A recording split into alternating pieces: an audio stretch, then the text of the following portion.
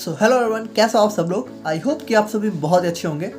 आज हम लेकर आए गए अपनी ऑर्गेनिक केमिस्ट्री के यूनिट 4 का पार्ट नंबर 2, जिसमें हम लोग बात करेंगे अपने एंथ्रासीन के बारे में। तो आज की वीडियो में हम लोग यहाँ पे एंथ्रासीन के बारे में बहुत ही डिटेल के अंदर बात करेंगे, जिसमें हम लोग देखेंगे यहाँ पे इसकी synthesis, chemical reactions, medicinal uses and derivatives of anthracene.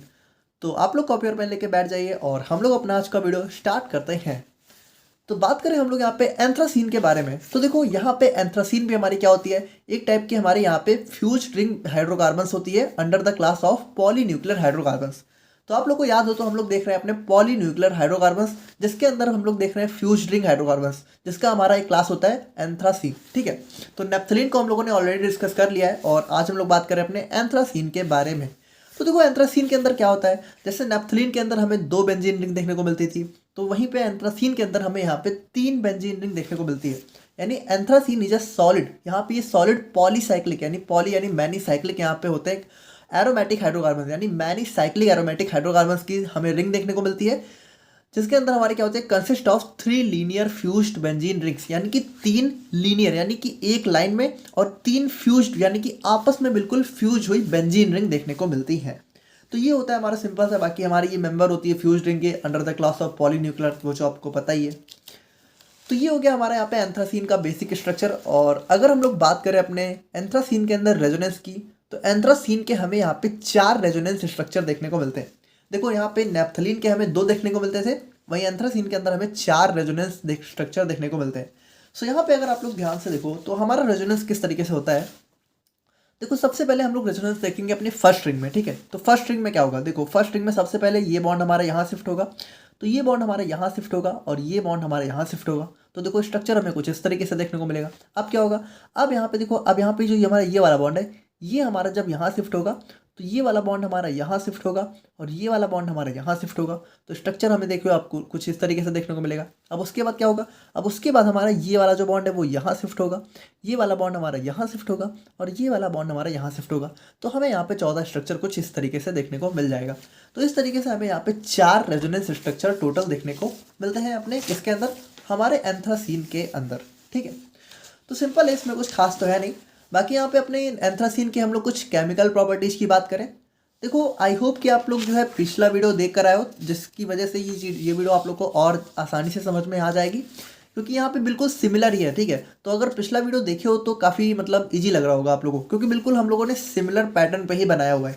जैसे यहाँ पे इसकी केमिकल फॉर्मूला की बात करें तो हमारा C14H10 होता है। ठीक है, यहाँ पे टोटल 14 कार्बन और 10 हाइड्रोजन देखने को मिलते हैं। बाकी यहाँ पे मॉलिक्यूलर वेट की बात करें तो 178 ग्राम पर मोल होता है। और यहाँ पे ऑल द कार्बन हमारे क्या होते हैं, sp2 हाइब्रिडाइज होते हैं। देखो सिंपल सी बात है, अगर यहाँ पे इस कार्बन को देखो तो कितने सिंगल बॉन्ड है, 1 2 और एक हाइड्रोजन के साथ होगा 3, तो 3 सिंगल बॉन्ड मतलब sp2 हाइब्रिडाइजेशन। और यहाँ पे anthracene is more reactive than benzene, और देखो बेंजीन के कंपेयर में ये हमारा ज़्यादा रिएक्टिव होता है। क्यों, क्योंकि the resonance energy of anthracene is 84 kilo calorie पर मोल। देखो ध्यान से सुना, यहाँ पे इसकी रेजोनेंस एनर्जी कितनी होती है, 84 किलो कैलोरी पर मोल, जबकि यहाँ पे सिंगल बेंजीन की रेजोनेंस एनर्जी कितनी होती है, 36 किलो कैलोरी पर मोल। तो यहाँ पे अगर हम लोग जो है इस हिसाब से देखें, ठीक है, तो यहाँ पे देखो 3 बेंजीन रिंग देखने को मिल रही है। तो अगर 3 बेंजीन रिंग यानी 36 को अगर हम लोग 3 से मल्टीप्लाई करें तो हमारा कितना आ जाएगा, 108, जो कि यहाँ पे आप लोग देख रहे हो तो नहीं देखने को मिल रहा है। ठीक है, यानी कि यहाँ पे कितना आ रहा है, 84 आ रहा है, यानी कि यहाँ पे इसके 3 टाइम्स से कम आ रहा है, जिसकी वजह से क्या होगा, इसकी जो रिएक्टिविटी होती है वो थोड़ी बढ़ जाती है, यानी बेंजीन के कंपेयर में थोड़ा सा कम स्टेबल होता है। ठीक है, और रेजोनेंस एनर्जी इसकी कम होती है। तो देखो जो कंपाउंड जितना कम स्टेबल होगा वो उतना ज़्यादा रिएक्टिव होगा, और जो जितना ज़्यादा स्टेबल होगा वो उतना कम रिएक्टिव होगा। ठीक है, और जिसकी रेजोनेंस एनर्जी की जितनी ज़्यादा होगी वो उतना ज़्यादा स्टेबल होगा। तो यहाँ पे इसकी कम है तो इसीलिए ये कम स्टेबल है। मतलब यहाँ पे देखो ये आप लोग समझ रहे हो ना, ये लेस देन थ्राइस की बात हो रही है, क्योंकि देखो एक बेंजीन की तो इससे कम है, लेकिन यहाँ पे 3 बेंजीन है तो यहाँ पे इसका ट्रिपल टाइम होना चाहिए था, जबकि है उससे कम। तो वही चीज़ है। बाकी यहाँ पे देखो बहुत इंपॉर्टेंट बात है कि यहाँ पे इसकी नंबरिंग हम लोग कैसे करते हैं। देखो नंबरिंग बहुत ध्यान से देखना, यहाँ पे बहुत कन्फ्यूजन हो जाती है। हम लोग नंबरिंग यहाँ से स्टार्ट करते हैं सबसे पहले तो। ठीक है, तो इसको 1 2 3 4। ठीक है, अब यहाँ पे देखो 5 हमें यहाँ नहीं आना है, बल्कि हमें यहाँ से आना है। ठीक है, 1 2 3 4, अब इस वाले को छोड़ो, 5 6 7 8, अब उसके बाद 9 और 10। इस तरीके से हम लोग नंबरिंग करते हैं, बहुत ध्यान से देखना। और यहाँ पे देखो ये जो फ्यूज्ड वाले कार्बन्स होते हैं इनकी नंबरिंग हम लोग नहीं करते जनरली।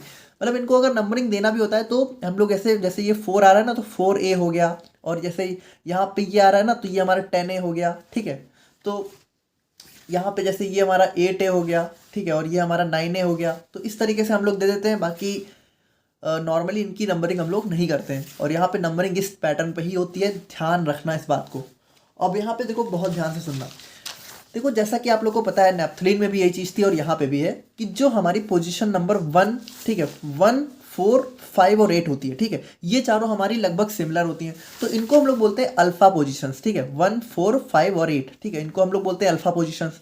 यानी अगर मान लो कोई सब्स्टिट्यूएंट्स हमारा यहाँ पे इन पोजीशंस पे आके लग रहा है, तो हम लोग उसको बोल सकते हैं अल्फा डैश सब्स्टिट्यूएंट, और उसके बाद हमारा एंथ्रासीन। ओके, और यहाँ पे देखो, ये जो हमारी 2, 3, 7 और 6 होती है, ये चारों भी सेम होती है, तो इनको हम लोग क्या बोलते हैं, इनको हम लोग बोलते हैं बीटा पोजीशंस। अब उसके बाद बची 9, 10, तो 9 और 10 भी यहाँ पे सिमिलर होती हैं, तो इनको हम लोग बोलते हैं यहाँ पे गामा पोजीशंस, ठीक है। तो ये हमारा नेप्थलीन में नहीं था, जबकि यहाँ पे हमें गामा पोजीशंस देखने को मिल जाती हैं। तो वही चीज़ लिखी हुई है, position number 1, 4, 5, 8 are similar, known as alpha, 2, 3, 6, 7 similar, known as beta, 9, 10 similar, known as gamma, ठीक है। और यहाँ पे अगर हम लोग बात करें तो जो हमारी C1 C2 बॉन्ड, अब यहाँ पे देखो ये बहुत इंपॉर्टेंट चीज़ है कि जो हमारा C1 C2 बॉन्ड है उसके अंदर डबल बॉन्ड का कैरेक्टर ज़्यादा है, हेंस यहाँ पे उसकी बॉन्ड लेंथ थोड़ी सी शॉर्ट हो जाती है। देखो ध्यान से देखना, यहाँ पे देखो नंबरिंग कैसे होती है, यहाँ से होती है 1, 2, है ना, ऐसे होती है। तो अगर हम लोग यहाँ पे C1 C2 बॉन्ड की बात करें, यानी इस वाले और इस वाले कार्बन के बीच में बॉन्ड देखें, तो यहाँ पे आप लोग इसके रेजोनेंस स्ट्रक्चर में देखो, तो यहाँ पे देखो 1, 2, 3 टाइम यहाँ पे क्या हो रहा है, हमारा डबल बॉन्ड आ रहा है, ठीक है। C1 C2 के बीच में 3 टाइम डबल बॉन्ड आ रहा है और एक बार नहीं आ रहा है, यानी कि यहाँ पे डबल बॉन्ड का कैरेक्टर थोड़ा सा ज़्यादा हो जा रहा है। और डबल बॉन्ड की यहाँ पे आपको पता है क्या होती है, बॉन्ड लेंथ छोटी होती है, जिसकी वजह से यहाँ पे इसकी बॉन्ड लेंथ थोड़ी सी शॉर्टर हो जाएगी, ठीक है। वहीं अगर हम लोग C2 C3 के बॉन्ड की बात करें, यानी कि यहाँ पे देखो ये 2 और ये 3, तो अगर हम लोग यहाँ पे C2 और C3 कार्बन के बीच में बॉन्ड देखें, तो यहाँ पे देखो 1, 2, 3, यानी 3 टाइम यहाँ पे सिंगल बॉन्ड है और सिर्फ एक बार यहाँ पे डबल बॉन्ड आया हुआ है, तो यहाँ पे यानी सिंगल बॉन्ड की कैरेक्टर ज़्यादा होंगे, है ना। तो जिसकी वजह से क्या होगा, अब सिंगल बॉन्ड की बॉन्ड लेंथ ज़्यादा होती है, तो यहाँ पे इसकी बॉन्ड लेंथ थोड़ी सी ज़्यादा हो जाएगी, 1.42 एंगस्ट्रॉम। तो ये सारी हमारी कुछ प्रॉपर्टीज होती हैं एंथ्रासीन के अंदर। बाकी हम लोग यहाँ पे थोड़ी सी फिजिकल प्रॉपर्टीज की बात करें तो यहाँ पे ये हमारा कलरलेस सॉलिड होता है, इसका मेल्टिंग पॉइंट 218 डिग्री सेल्सियस होता है, बॉइलिंग पॉइंट हमारा 340 डिग्री सेल्सियस होता है, वाटर में हमारा ये इनसॉल्युबल होता है और ऑर्गेनिक सॉल्वेंट्स में हमारा ये सॉल्युबल देखने को मिलता है। सो ये हो गई हमारे यहाँ पे हमारे एंथ्रासीन की कुछ केमिकल एंड फिजिकल प्रॉपर्टीज। अब हम लोग आते हैं अपने मोस्ट इंपॉर्टेंट पार्ट पे, जो कि हमारे यहाँ पे सिंथेसिस। तो देखो सिंथेसिस से आपके एग्जाम में क्वेश्चंस आते ही हैं, तो उसको आप लोग को बहुत अच्छे से देखना है। एंड बिलीव मी, बहुत ईजी है। अगर आप लोगों ने यहाँ पे नेप्थलीन का वीडियो देखा हुआ है तो आपको पता होगा कि कितनी ईजी होती है सिंथेसिस हमारी। जैसे कि यहाँ पे सबसे पहली जो हमारी सिंथेसिस रिएक्शन है वो है हमारी यहाँ पे फ्रीडल क्राफ्ट रिएक्शन। सो देखो इसमें क्या होता है, ध्यान से देखना। 2 मॉलिक्यूल्स ऑफ बेंजाइल क्लोराइड, देखो इसको हम लोग बोलते हैं बेंजाइल क्लोराइड, ठीक है। जब CH2 से Cl हमारा जुड़ा होता है बेंजीन रिंग से, तो हम लोग इसको बोलते हैं बेंजाइल क्लोराइड। यहाँ पे हम लोग देखो इसके 2 मोल लेंगे, 1 और 2। अब यहाँ पे क्या करते हैं, 2 मोल हमारे रिएक्ट करते हैं टू फॉर्म 9,10 डाईहाइड्रो एंथ्रासीन। देखो यहाँ पे क्या होगा, जब इन दोनों के हम लोग रिएक्शन कराएंगे तो देखो यहाँ से H और यहाँ से Cl और यहाँ से H और यहाँ से Cl, ये दोनों क्या होंगे, ये हमारे माइनस यानी कि 2HCl हमारे रिमूव हो जाएंगे। और यहाँ पे क्या होगा, ये जो कार्बन है ये हमारे यहाँ पे बॉन्ड बनाएंगे और इस तरीके से हमें जो है 9,10 डाईहाइड्रो एंथ्रासीन देखने को मिलेगा। अब उसके बाद क्या होगा, देखो यहाँ पे ये जो हमारा डाईहाइड्रो एंथ्रासीन है, तो यहाँ से हम लोग यहाँ पे 2H का यहाँ पे क्या कराएंगे, रिमूवल, ठीक है। अब देखो हमें क्या चाहिए, इस पोजीशन और इस पोजीशन में हमें डबल बॉन्ड चाहिए, तो हम लोग को क्या करना पड़ेगा, यहाँ से और यहाँ से एक एक हाइड्रोजन हमें रिमूव कराना पड़ेगा, जिसकी वजह से कार्बन की वैलेंसी कम होगी। और सेटिस्फाई करने के लिए क्या होगा, यहाँ से ये हमारा बॉन्ड बनेगा और ये बॉन्ड बनेगा और ये वाला बॉन्ड हमारा ब्रेक हो जाएगा, ठीक है। तो एट लास्ट में हमें कुछ इस तरीके से एंथ्रासीन देखने को मिल जाएगा। तो सिंपल सी हमारी फ्रीडल क्राफ्ट रिएक्शन है। अब देखो फ्रीडल क्राफ्ट के अंदर ही हमारी एक और रिएक्शन होती है, ठीक है। तो यहाँ पे इसमें क्या होता है, इसमें यहाँ पे anthracene can also be prepared by reaction of 2 benzene molecules with 1122 टेट्राब्रोमोइथेन। देखो ध्यान से देखना, देखो ये हमारा क्या है 1122, यानी देखो पहली पे 2 हैं, ठीक है, और दूसरी पे 2 हैं, और यहाँ पे ये क्या हो गया, इथेन हो गया। तो हमारे 4 ब्रोमो है, तो 4 ब्रोमो मतलब टेट्राब्रोमो, ठीक है, और इथेन। तो ये हमारा जब 1122 टेट्राब्रोमो इथेन को हम लोग जो है 2 बेंजीन से, अब कैसे रिएक्शन होगी ध्यान से देखना। देखो यहाँ से ये Br, ठीक है, और ये Br, ये Br और ये Br, ठीक है। और यहाँ से देखो, यहाँ से हमारा एक H, यहाँ से एक H, यहाँ से एक H और यहाँ से एक H, ठीक है। ये चारों क्या होंगे, ये चारों हमारे 4H4 HBr के फॉर्म में अलग हो जाएंगे। और यहाँ पे देखो क्या होगा, यहाँ पे हमें कुछ इस तरीके से, देखो ये जो बॉन्ड है ये हमारा यहाँ पे जो है कुछ इस तरीके से, देखो इस तरीके से होके इस तरीके से हमारे क्या होंगे, हमारे यहाँ पे इस तरीके से हमें एंथ्रासीन देखने को मिल जाएगा। बाकी आप लोग यहाँ पे कैलकुलेशन करके देख सकते हो, हमारा जो है बिल्कुल सेम यही प्रोडक्ट आपको देखने को मिलेगा। ठीक है, देखो थोड़ा सा रिएक्शन पे टाइम दिया करो ताकि आप लोग को समझ में आ सके रिएक्शन कैसे हो रही है। ठीक है, सो ये यहाँ पे हो गया हमारा यहाँ पे फ्रीडल क्राफ्ट रिएक्शंस। और अब हम लोग बात करें अपने सेकेंड रिएक्शन के बारे में, तो ये हमारा हो गया हॉवर सिंथेसिस। तो हॉवर सिंथेसिस को हम लोगों ने यहाँ पे अपनी नैप्थलीन में भी देखा था और यहाँ पे भी बिल्कुल सेम है, बस थोड़ा सा डिफरेंस है। और यहाँ पे हम लोग थोड़ा शॉर्ट में देखेंगे, वहाँ पे हम लोगों ने बहुत डिटेल में देखा था। तो यहाँ पे अगर आप लोग ध्यान से देखो तो यहाँ पे क्या हो रहा है, in Haworth synthesis benzene reacts with phthalic anhydride. देखो वहाँ पे हमारा सक्सीनिक एनहाइड्राइड था और यहाँ पे हमारा थैलिक एनहाइड्राइड है, बस थोड़ा सा डिफरेंस आप लोग नोटिस करना। देखो वहाँ पे हमारा क्या था, वहाँ पे हमारा सिर्फ ये था, ठीक है, यहाँ पे CH2 था, यहाँ पे CH2 था, लेकिन यहाँ पे क्या है, हमारी एक बेंजीन रिंग डायरेक्ट अटैच है, तो इसको हम लोग बोलते हैं थैलिक एनहाइड्राइड। अब देखो क्योंकि हमें यहाँ पे 3 बेंजीन रिंग बनानी है, इसीलिए हमें यहाँ पे एक बेंजीन रिंग अटैच करनी पड़ेगी। अब यहाँ से आप लोग को याद हो तो बिल्कुल सेम है, यानी यहाँ से ये बॉन्ड ब्रेक होगा और यहाँ से ये जो हाइड्रोजन है, ठीक है, तो ये हमारा इस OH के साथ आके अटैच होगा और ये जो बॉन्ड है ये हमारा यहाँ पे कुछ इस तरीके से आके लग जाएगा। ठीक है, तो ये हमारा क्या बन जाएगा, ऑर्थो बेंजाइल बेंजोइक एसिड। ठीक है, यानी कि जब हम लोग इसकी रिएक्शन अपनी AlCl3 की प्रेजेंस में कराएंगे तो हमें क्या देखने को मिलेगा, ऑर्थो बेंजाइल बेंजोइक एसिड। देखो समझ गए ना कैसे जुड़ा।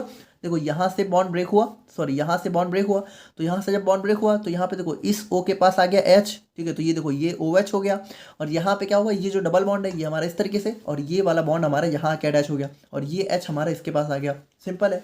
और देखो एक H तो हमारे इसके पास होगा ही। ठीक है, तो अब उसके बाद देखो हमारा क्या होगा, उसके बाद सिंपली हमारे यहाँ से देखो, यहाँ से ये H और यहाँ से ये OH, ये दोनों हमारे यहाँ पे वाटर के फॉर्म में रिमूव हो जाएंगे और हमें यहाँ पे क्या देखने को मिल जाएगा, हमारा 9,10 एंथ्राक्विनोन। ठीक है, ये बहुत इंपॉर्टेंट कंपाउंड है, इसके बारे में आप लोग याद रखना, 9,10 एंथ्राक्विनोन।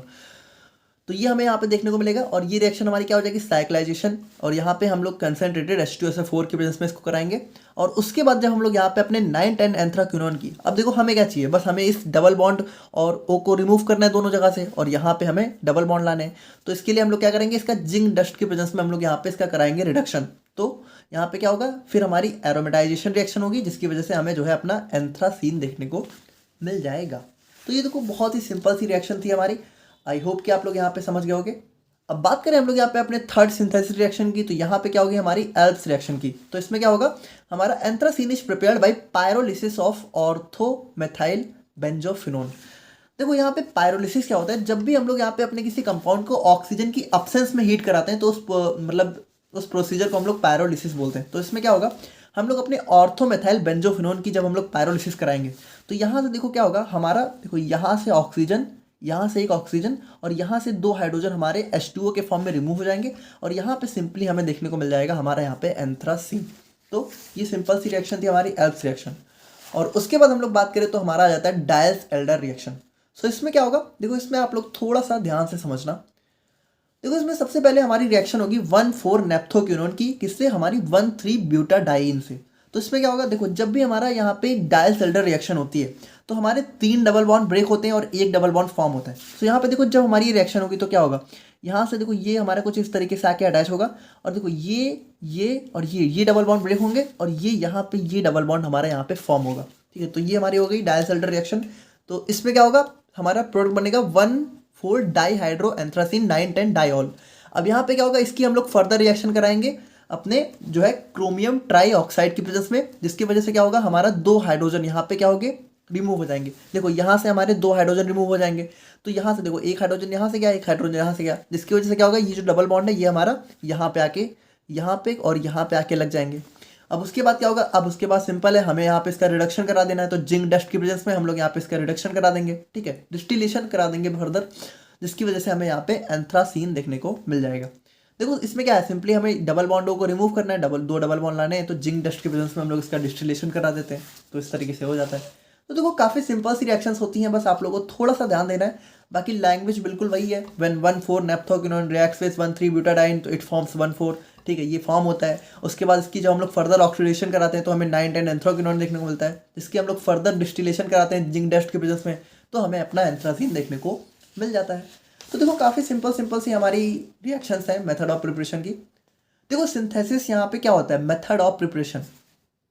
अच्छा देखो एक बहुत ही सिंपल सी बात है कि मतलब ऐसा कुछ है नहीं, लेकिन जब भी आप लोग को अपने सिलेबस में मेथड ऑफ प्रिपरेशन देखने को मिले, मतलब अगर कोई चीज़ मेथड ऑफ प्रिपरेशन के नाम से, तो मतलब वो इतनी ज़्यादा इंपॉर्टेंट नहीं होती है। लेकिन अगर कहीं वो सिंथेसिस के नाम से अगर आप लोग के सिलेबस में है, तो वो थोड़ा सा इंपॉर्टेंट हो जाती है। मतलब ऐसा हमेशा भी नहीं होता है, बट होता है, ऐसा जनरली होता है। तो ये चीज़ थोड़ा सा ध्यान रखना।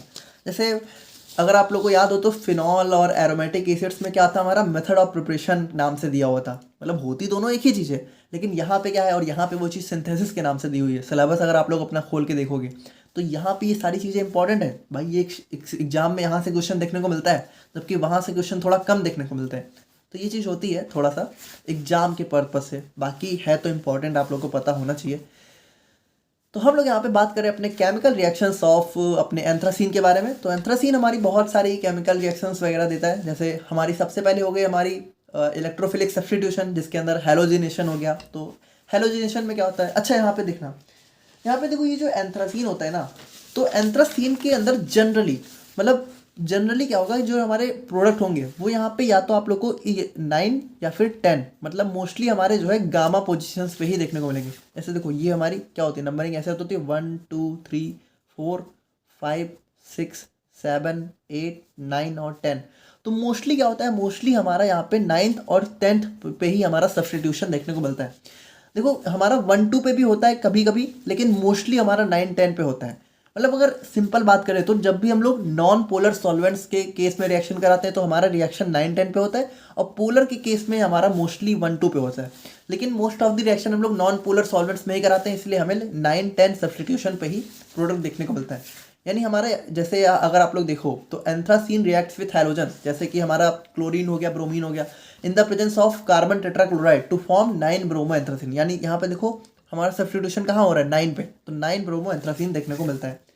और बाकी हम लोग बात करें अपने नाइट्रेशन की, तो नाइट्रेशन वही सिंपल सी बात है कि anthracene reacts with concentrated HNO3 in the presence of acetic anhydride to form 9। अच्छा यहाँ पे देखो दोनों, यहाँ पे हमें दो प्रोडक्ट देखने को मिलते हैं। पहला हो गया 9 नाइट्रो एंथ्रासीन और दूसरा हो गया 9 10, यानी दोनों जहाँ पे हमें सब्स्टिट्यूशन देखने को मिलेगा। और देखो ये हमारा मेजर प्रोडक्ट होता है, ये हमारा माइनर होता है, यानी ये हमारा सबसे ज़्यादा बनता है, ये थोड़ा सा अमाउंट में बनता है। तो ये हो गया हमारे यहाँ पे नाइट्रेशन। और उसके बाद बात करें तो हमारी ऑक्सीडेशन रिएक्शन भी देता है हमारा, जैसे कि anthraquinone undergoes oxidation in the presence of बहुत ही जैसे स्ट्रॉन्ग ऑक्सीडाइजिंग एजेंट होता है हमारा पोटेशियम डाइक्रोमेट। तो इसकी वजह से क्या होता है, हमारा एंथ्रासीन हमारा ऑक्सीडेशन रिएक्शन देता है, जिसकी वजह से क्या होता है, ऑक्सीडेशन में देखो क्या होता है, ऑक्सीडेशन का मतलब है ऑक्सीजन का एडिशन या फिर हाइड्रोजन का रिमूवल। तो यहाँ पे दोनों चीज़ें हो रही हैं, यहाँ से हाइड्रोजन रिमूव हो रहा है और यहाँ पे ऑक्सीजन ऐड हो रहा है, तो यही होता है ऑक्सीडेशन। तो यहाँ पे देखो हमारा पोटेशियम क्रोमेट की प्रेजेंस में रिएक्शन हो रही है, और यहाँ पे इसका नाम होता है 9 10 एंथ्राक्विनोन, जो कि बहुत इंपॉर्टेंट है। देखो बहुत ज़्यादा इंपॉर्टेंट हमारा एक डेरिवेटिव होता है ये, किसका, एंथ्रासीन का। और बात करें हम लोग यहाँ पे अपने रिडक्शन के बारे में, तो रिडक्शन में देखो क्या होता है, सिंपल है भाई, यहाँ पे उल्टा होता है, बिल्कुल ऑक्सीडेशन का उल्टा है, यानी यहाँ पे हाइड्रोजन का एडिशन होता है, ठीक है, और या फिर ऑक्सीजन का रिमूवल, या तो दोनों चीज़ें। सो यहाँ पे देखो क्या हो रहा है, anthracene undergoes reduction in the presence of sodium and ethanol to form 9 10 dihydro anthracene. यहाँ पे देखो क्या हो रहा है, हाइड्रोजन का एडिशन हो रहा है, यानी यहाँ पे देखो ये बॉन्ड ब्रेक हो रहे हैं और हाइड्रोजन आके अटैच हो रहा है, ठीक है, तो दो हाइड्रोजन आके अटैच हो गए, तो यहाँ पे क्या हो गया, डाईहाइड्रो 1,4 डाईहाइड्रो एंथ्रासीन, यानी एंथ्रासीन में दो हाइड्रोजन आके अटैच हो गए। तो ये हो गया सिंपल डाईहाइड्रो एंथ्रासीन। बाकी हम लोग बात करें अपने एंथ्रासीन के कुछ मेडिसिनल यूजेस के बारे में, तो यहाँ पे हम लोग इसको जो है वुड प्रिजर्वेटिव्स की तरह यूज करते हैं, इंसेक्टिसाइड्स की तरह, और यहाँ पे इसके अंदर जो है हमें एंटी फंगल और एंटी वायरल प्रॉपर्टीज भी होती है, यानी फंगस वगैरह और वायरस वगैरह के केस में भी इफेक्टिव होता है। और यहाँ पे बहुत सारे ड्रग्स के पार्ट में, जैसे हमारी सेना हो गई, कास्करा हो गई, तो उसके अंदर एक इंपॉर्टेंट कॉन्स्टिट्यूएंट्स होता है, मतलब उसके अंदर एक पार्ट हमें देखने को मिलता है। और इट इज़ ऑल्सो बहुत सारी वेरियस डाइस के मतलब डाइस बनाने में भी इसका यूज होता है। तो ये हो गए इसके कुछ यूजेज। और बाकी फाइनली हम लोग बात करें अपने कुछ डेरिवेटिव्स के बारे में, तो सबसे पहला हो गया हमारे यहाँ पे एंथ्रोन। तो देखो एंथ्रोन मतलब सिंपली आप समझ रहे हो कि एक कीटोन ग्रुप हमारा, देखो जब भी डबल बॉन्ड हो हमारा देखने को मिले, ठीक है, और डबल बॉन्ड हो की तरफ हमारे कार्बन ग्रुप हो, तो हमारा कीटोन ग्रुप होता है। तो यहाँ पे हो गया एंथ्रोन। तो एंथ्रोन का हमारा क्या होता है, इसके यूजेज की बात करें तो यहाँ पे बहुत सारे मतलब कार्बोहाइड्रेट्स की डिटर्मिनेशन में, और यहाँ पे जो है बहुत सारे डिफरेंट सैंपल्स में शुगर को डिटेक्ट और क्वांटिफाई करने में, ठीक है, और लैक्जेटिव यानी कॉन्स्टिपेशन के केस में जो दवाएं होती हैं उस तरह भी इसका यूज होता है। और एंथ्रोक्विनोन की बात करें तो यहाँ पे देखो ये बहुत इंपॉर्टेंट डेरिवेटिव होता है और यहाँ से आपके क्वेश्चन जो है कंपटीशन में भी देखने को मिलते हैं और एग्जाम में तो इम्पॉर्टेंट है ही है। तो एंथ्रोक्विनोन की बात करें तो यहाँ पे इसके यूजेज हमारा जैसे बहुत सारी डाइस की मैन्युफैक्चरिंग में, हर्बिसाइड्स, पेस्टिसाइड्स और बहुत सारे ऑर्गेनिक कंपाउंड्स की सिंथेसिस में, बिल्डिंग ब्लॉक यानी सिंथेसिस यानी बनाने में उनके हेल्प करना है, ठीक है। यानी इससे हम लोग बहुत सारी ऑर्गेनिक कंपाउंड्स की सिंथेसिस करते हैं। और उसके बाद फाइनली हम लोग बात करें तो हमारा आ गया डाईहाइड्रो एंथ्रासीन। तो यहाँ पे ये भी हमारा जो है फोटोग्राफिक टेक्निक्स में इसका हम लोग यूज करते हैं और ये भी हमारा बहुत सारे ऑर्गेनिक कंपाउंड्स को बनाने में हमारा जो है एक प्रिकर्सर की तरह यूज होता है।